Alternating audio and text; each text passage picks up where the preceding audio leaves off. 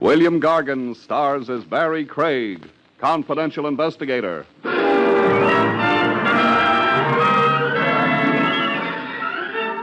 There's an old-school motto with a modern twist, folks. An empty barrel makes a fine casket.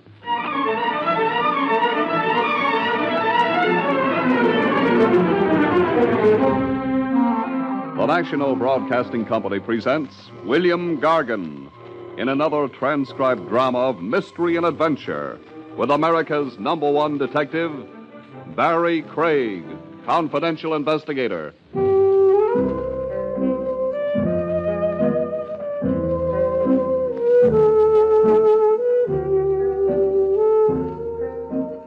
Barrie Craig speaking.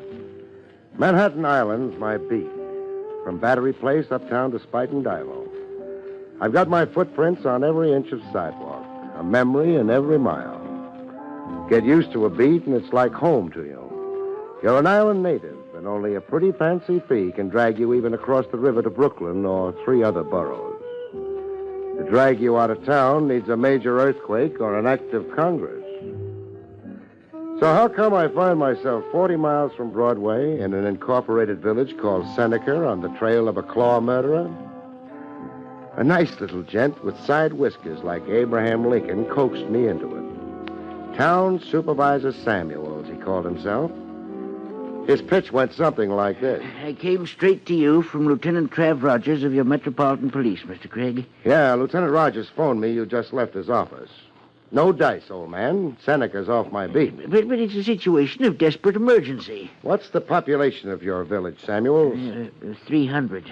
A killer can't lose himself in that small a crowd. But Order every townsman to line up in the public square. Then go up and down the line. When you see a wild gleam, nab him. A wild gleam? The guy you're looking for is a lunatic, first class. The claw used in the killing shows that. One nut in a neighborly crowd, your sheriff can't be that helpless. He is. Berkey's only honorary sheriff. His business is farm tools and tractors. Who's your regular sheriff? We have nobody. Crime in Seneca's a rare thing. Don't even have a jail.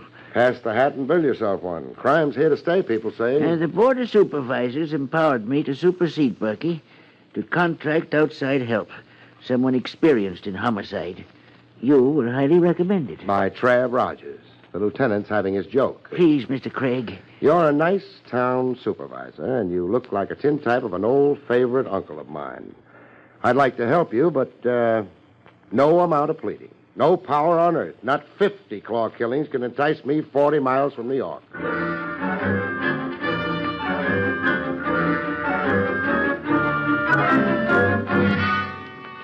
In Seneca, flanked by Samuels and the sometime sheriff, I got a look at the corpse. The morgue was the back room of a taxpayer divided into a grain, oats, and seed shop and mortuary parlor. This was Dr. Tyler, Mr. Craig. A doctor, huh? Horse doctor. Oh, sad day for Dobbin. Pretty thorough job of annihilation. Shocking crime. The claw marks on the skull were made by a garden tool, looks like. Yeah. Did Doc Tyler have any enemies? Let the sheriff answer, Samuels. Why, no. Not to my knowledge, he didn't. Doc Tyler was a pillar in the community, a fine, respected Save man. the eulogy for the funeral services, huh? Theft, then. Was anything stolen? No, I'll have to say no to that.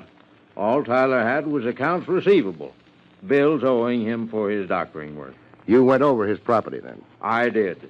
The robbery was my notion, too, at first. I ordered an inventory of everything Tyler owned, right down to the horse bills. And nothing was missing? Nothing of any account, no. Except for old Baldy, everything was right where it belonged. Except for old Baldy, you say? Huh? Oh, yeah. Old Baldy's an old iron paperweight, the American Eagle. Doc Tyler always had it on his desk on top of a pile of papers. And old Baldy was missing? Yes, we couldn't find hide nor hair of it.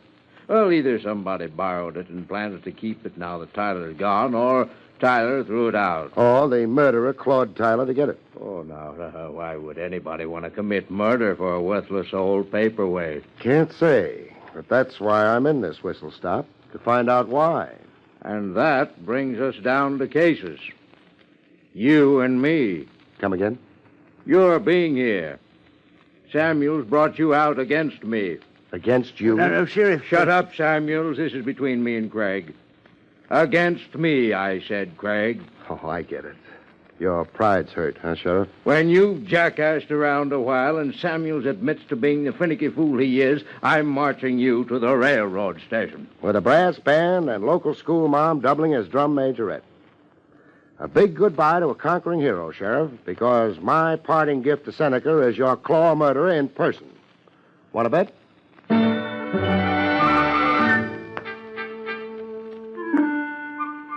I found overnight accommodations at a Miss Pringle's split seconds before a storm broke. Miss Pringle was a spinster who looked it, and a fluffy white poodle who looked as if he was eating himself into his grave to escape Miss Pringle. This is Fluff, Mr. Craig. Fluff, huh? Does he bark?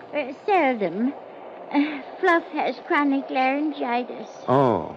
Dr. Tyler, peace to him, was treating Fluff. Sad about Dr. Tyler. You're here to find the fiend? I'm here to get a night's sleep. Very well. You can have the attic room. Why so high a climb? But I'm not accustomed to taking male lodgers. Enough said. Blankets, towels, is everything there? Oh, yes, the room is ready. And a wall outlet so I can plug in and shave? No, the electric wires don't extend to the attic. Oh. There's a kerosene lamp. Now, if you go to your room... You're pushing me, Miss Pringle. But I'm not accustomed to men in my parlor. Enough said. I'll see you in my dreams. Oh, my. Good night, Miss Pringle.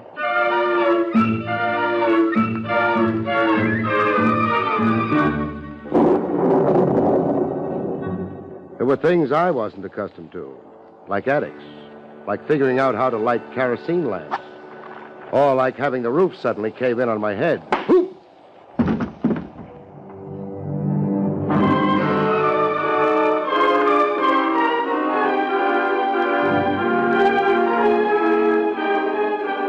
I went down from a sneak blow. A club, the weapon felt like. I went down, but not out. I could see through a red haze like a film of blood, and I could hear glass breaking somewhere in the room. I rolled on the floor, not to be a sitting duck for a second blow. But no second blow came. Just quiet and the rain outside. The rain blowing in from an open window. The window my sneak opponent had used getting in and out. I went out the window after him.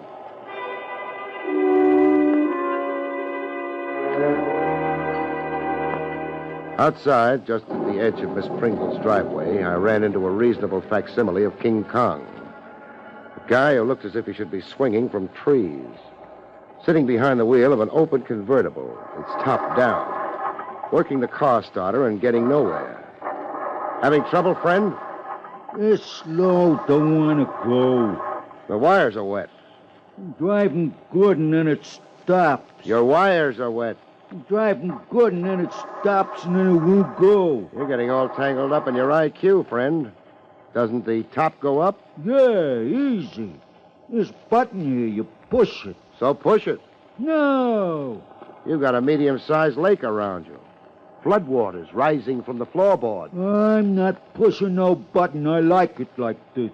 How did you happen to stall here? I told you I'm driving good. Let it stop so that it won't go. You making fun of me? No. Did we meet a while ago? Huh? Where? In Miss Pringle's attic. No. I'm driving, so how could it be? How could it be? Parked here the last 5 minutes. Did you see anybody in a hurry to quit the general neighborhood of Miss Pringle's? No. I see nobody. You're sure? Are you trying to mix me up? Nature got to you first. Just for future reference, what name do you answer to? Harmony. Harmony? Yeah. You like it?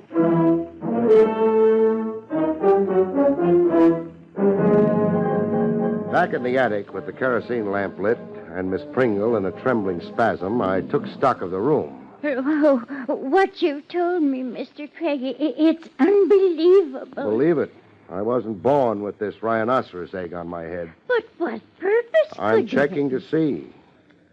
This picture on the floor, where was it hanging originally? The kerosene lamp's throwing so many shadows I can't see the nail hole. Why, it hung there over the highboy. The glass broke? Yeah, it needs a new glass. A ship's print, huh? Yes, the Princess Ida, an old whaling vessel. The picture have any special meaning? Special meaning? A value, an heirloom or something? Why, no value. I only paid $1 for... Oh, wait. Yes, come to think of it, I was offered a good price for it. How good a price? $100, if I recollect. For $1 print? Who made the offer? The young Mr. Stanley, the one with the new antique shop out on North Rugby. Why didn't you sell the picture to him? Well, I'm not sure. For spite, I guess. Spite? Well, the young man was too persistent and bad-mannered. Calling me on the telephone and then tracking his muddy boots on my parlor rugs. But I don't understand why these questions. Somebody was up here to steal the picture. I got in the way and was struck down. But nobody stole it, Princess Ida. It was dropped in the commotion and the getaway. I heard breaking glass while rolling on the floor. Oh, you're trying to frighten me. Just enough to make you twice the cautious miss you already are. No men in your parlor. There's one joker abroad who might not respect that rule. Oh, you're not alluding to the claw murderer? Bolt your door and sleep with one eye open. Oh, my... I've just found you, beautiful, and I don't want to lose you. Mr. Craig. Yes, Miss Pringle? There's a fine room on the first floor right next to mine. Oh, no thanks. I'm getting to like the attic. There's electricity and a wall outlet you can shave. Oh, really kind of you. But I'm looking forward to roughing it. It'll toughen me up. Mr. Craig, I insist you move to the room downstairs next to mine. Oh, this creeping infatuation for me. Fight it, Miss Pringle, to your last drop of blood. We could get to be the talk of Seneca. I don't care, Mr. Craig. I'm frightened.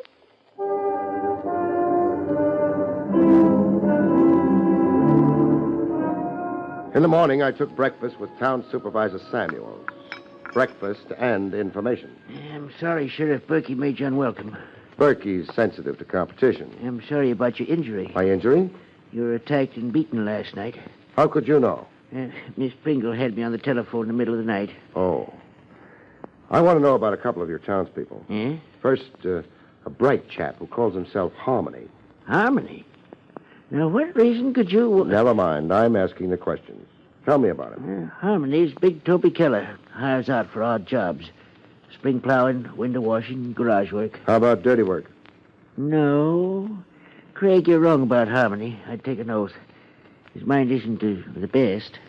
But we know him to be good-natured, honest. Mm-hmm. What about a young Mr. Stanley? Fred Stanley? He's a newcomer to Seneca. What brought him here? A lawyer got him to come in the first place. From Chicago, I think. Yeah, Chicago. Fred Stanley came thinking he was a missing heir. Claimed his grandfather's fortune. But there was no fortune. Only an old house just this side of the Seneca line. Not worth the taxes on it. Why was there any idea of a fortune at all? And the grandfather, old Mitchell Stanley, was said to be a rich miser who put no trust in banks. When Mitch Stanley died, there wasn't a penny. They had to auction off his furniture to pay for his funeral. But young Stanley stayed on in Seneca. Yeah? Opened an antique shop at the old Stanley house. Can he make out in a one-horse town like this? He has business signs posted on the highways, hoping to get the tourist trade. What's your interest in Fred Stanley? He tried to buy a ship's print, the Princess Ida, from a girlfriend of mine, Miss Pringle. Stanley offered $100 for a picture worth $1. A liberal offer like that is... Craig! No, don't blow your gasket. It's only a parcel delivery through your closed window. Did you order this? What is it? A claw. A garden tool like the one used on Doc Tyler. And a note with it. It's addressed to me, Barrie Craig. Get out of Seneca by 10 this morning or never. Get out of Seneca by 10? 9. I've got an hour of grace. Or never. Craig, it's a threat against your life. I'll be planted in the country. A city fellow like me. The handwriting. No handwriting. The note was put together with newsprint. Can I borrow your car? Yeah, of course. Stanley's Antique Shop is on North Rugby Road, just this side of the Seneca line, you said. It's a 3-mile drive, up the incline to Widow's Ridge, then left a quarter mile. Craig, be careful. Please, I don't want your murder on my conscience. Okay, I'll stay alive, but only for your sake, mind you. Staying alive is a deal that sometimes needs the cooperation of unknown parties, in my racket anyhow. Climbing the steep incline to Widow's Ridge. Climbing maybe 300 feet into morning mists as thick as pea soup. I knew I wasn't going to get that kind of cooperation. A rifle shot that blew a tire into confetti. Crash off the incline had to come.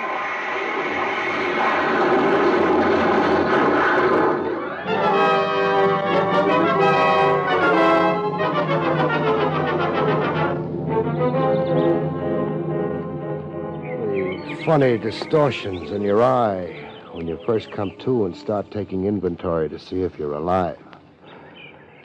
A half-frozen robin who didn't have the sense to fly south for the winter.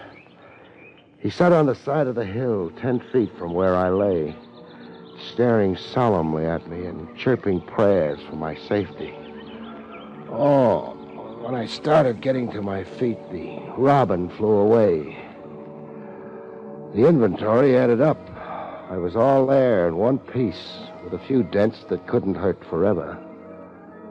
Samuel's car was down at the foot of the incline, topsy-turvy, like it was playing dead dog. I'd been thrown clear of the wreck. Half my fee into the poor box. I took an oath on that as I started for Rugby Road on foot.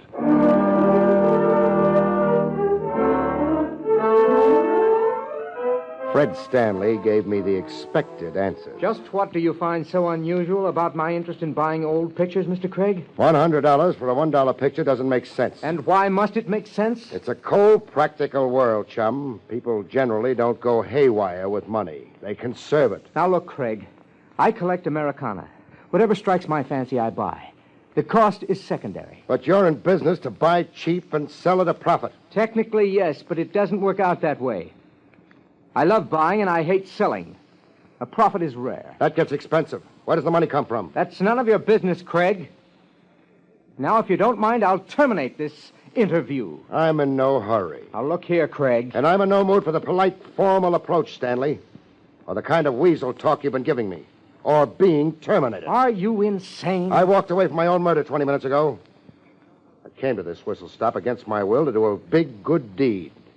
And go home. I don't intend to settle here for keeps. But what has that got to do... You lied to me. A fancy, eccentric pose that's as phony as a ham board with Acton Shamokin. The ship print signifies something more than just another antique. No polite, formal approach, Stanley.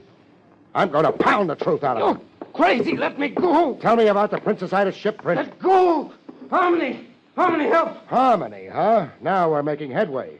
So King Kong's hired out to you. Harmony, help. I want you to let Stanley go. Strapping ape like you, Harmony, you don't need a gun to take charge. I want you to let Stanley go. Sure, I'll let Stanley go. I was only fixing his tie. Oh, Craig, you had no right to manhandle me. No right. It paid off. I got to find out who was providing Harmony with his raw meat. Harmony's with me on day hire to do general cleaning and polishing, scrape down old furniture. Plus prowl in attics, plus distribute garden tools shaped like claws all over town, plus take rifle shots at passing cars. You're out of your mind. You assaulted me and Harmony rescued me. Now get out of here. Sure. But I'll be back.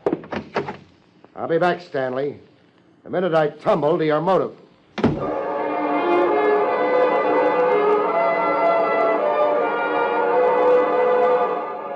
Back at Miss Pringle's to wash up and change my suit for a whole one, I found her prized parlor rug a mess. Spots all over it. And the dog Fluff, suddenly cured of laryngitis and barking. Warm spots with a sticky feeling to the hand. Red like blood. Blood tracked in by Fluff from somewhere.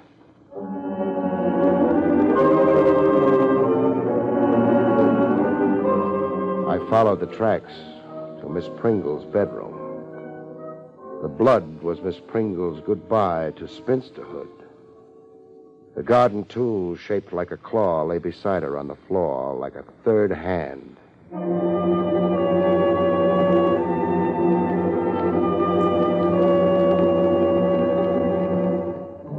Town Supervisor Samuels, aged 20 years and 20 seconds. Craig, it's ghastly, ghastly. We'll skip the rhetoric. Miss Pringle was murdered by someone who made off with the Princess Ida. You know that? The picture is gone. I searched high and low. The murder then clears Stanley and Harmony of any suspicion. No. But you saw them Miss both. Pringle could have been murdered earlier, while I was here, breakfasting with you. The Princess Ida and Old Baldy. 2 murders for 2 worthless relics. You're convinced these relics motivated the atrocities? It figures. The relics and somebody's lust to kill for its own sake. We're dealing with a nut to boot. Do the articles have any history? History? A story, some legend they figure in, say. No, nothing I know, Craig. Some background that could tell us why 2 hunks of junk produced 2 killings. I'm sorry. Is there anybody in Seneca who could know? A village librarian or a local historian? You could ask Will Briggs. Will used to be our recorder until the town board voted to abolish the job. Will Briggs? Will is crotchety, bad-tempered. I don't think he'll be disposed to help you, even if he could. Even in a town crisis like this? Will Briggs don't feel very civic about Seneca and its problems.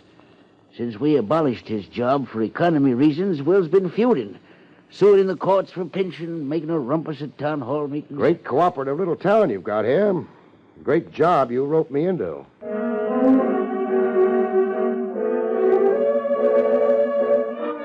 But Will Briggs pulled a switch on Samuel's characterization of him.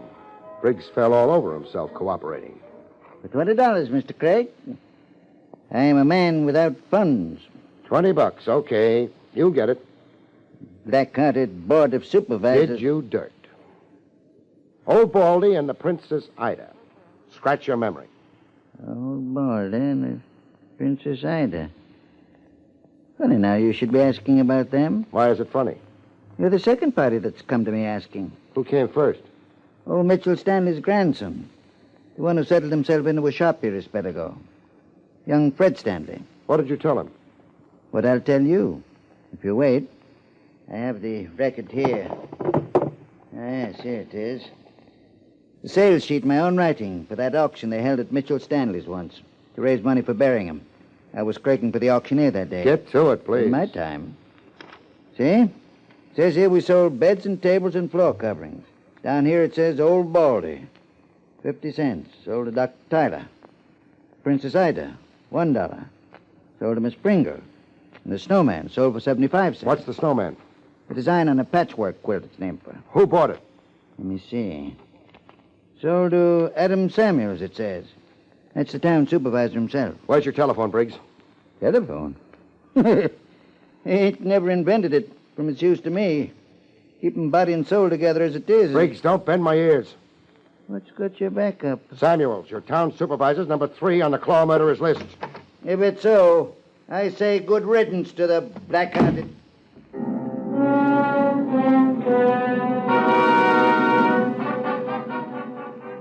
Good riddance or bad. Someone else would have to judge Samuel's merits as a human on Earth.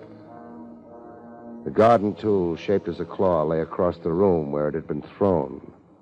A claw with bright red fingers.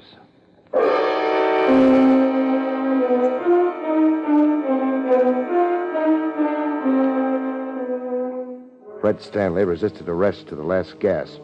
Harmony's last gasp, that is. Craig, get out of here. You're under arrest, Stanley. You have no authority. I've got a gun. Harmony! That 8th man comes through the door and he's dead. Harmony! You're asking your moronic stooge to commit suicide? We'll see. Harmony!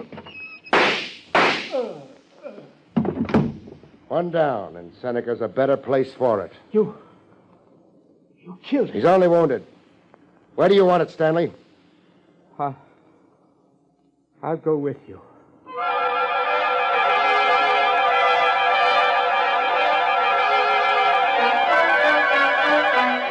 Stanley put his confession on record after a little workout and a lot of sweating. I found a diary that once belonged to my grandfather, Mitchell Stanley. A diary hidden behind the oak paneling over a fireplace. In the diary, 3 pieces of a map were mentioned. A piece each hidden in Old Baldy, the Princess Ida, and the snowman, huh? Yes. A treasure map. The 3 pieces were to fit together into a treasure map. Through them, I'd find the wealth my grandfather was reputed to have. The wealth that never turned up when he died. Insanity runs in the Stanley line, huh? My grandfather's whole genius was a genius for hiding and hoarding. Hiding from the world in that awful house at the edge of the town line. Hoarding his gold. Fantastic thing like a child's treasure map was well in character with my grandfather. The shabby trick, too, was well in character with my grandfather. What does that mean? Well, it was all a grotesque joke. My grandfather's ghoulish sense of humor. I killed 3 people for a load of junk. There weren't any pieces of map in Old Baldy. Or the Princess Ida, or the snowman. That diary, Stanley. Give it to me. Here, go hunt yourself up some treasure, Craig.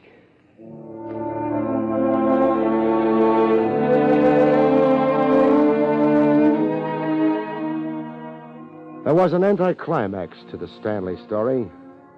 In a village beanery, with the sometime Sheriff Berkey trying to act apologetic and yet keep his dignity. I suppose you'll be leaving now, Craig, eh? Yeah, I can't wait to stand on Broadway and flip a cigarette into the gutter. Well, I've been a jealous fool. So would I be, in your shoes. Oh, thanks. Will Briggs is coming over to see you. He says you owe him something. Yeah. $20 for valuable services rendered. Craig? Briggs. It's not out of order now. To dun me for $20? Here you are. I'll thank you. When we go. Stick around a minute, Briggs.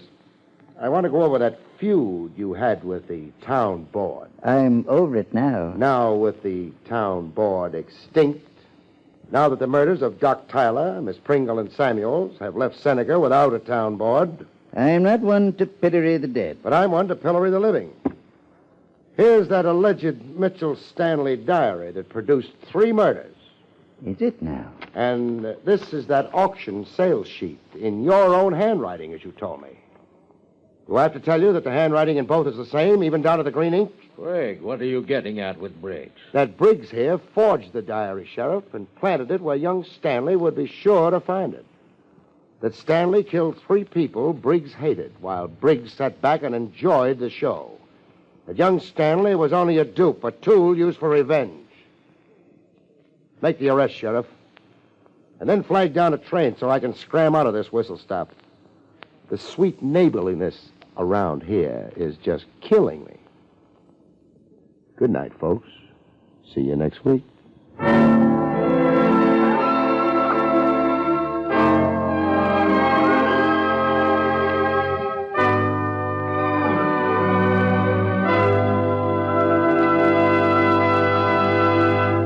You have been listening to William Gargan in another exciting transcribed mystery drama from the adventures of Barrie Craig, confidential investigator.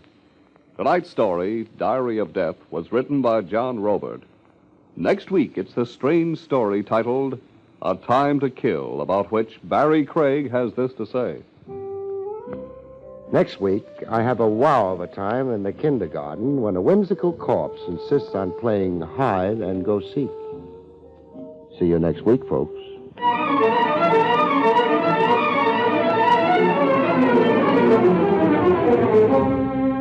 Featured in the role of Samuels was Louis Van Ruten. Barrie Craig, starring William Gargan, was under the direction of Hyman Brown.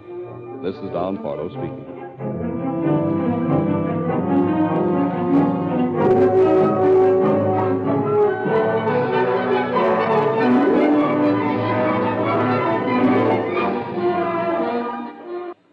Next, Robert Montgomery presents something different in news analysis on NBC.